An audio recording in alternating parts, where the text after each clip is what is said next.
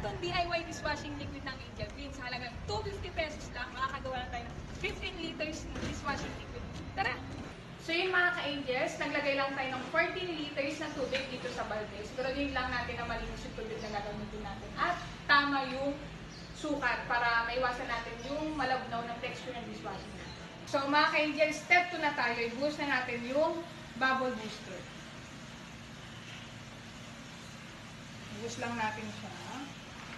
Sunod naman natin ngayon yung surfactant. Lupitin lang natin ng maliit at i-boost lang paikot sa tubig. Dahan-dahan. Kung naubos na, saka natin haluin.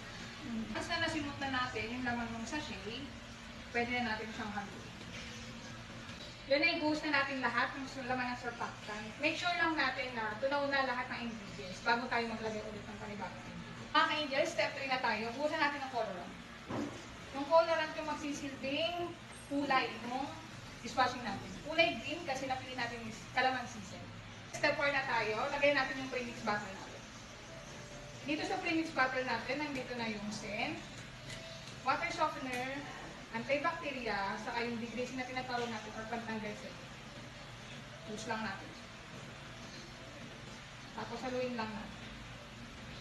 Step 5 na, lagay natin yung thickener o yung pampalapot ng ating dishwasher. Boost lang natin siya ng konti at dahan-dahang haluin.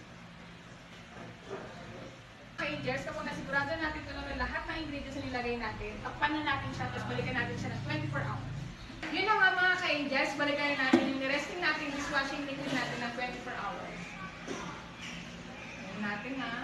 Yan, pwede natin siyang isalin sa mga bote natin. So yun guys, salin natin sa bote. Dahan-dahan lang para hindi sayang.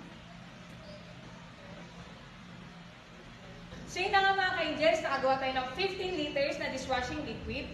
Label na lang ang kulang. So, ano pinintay mo? Order na!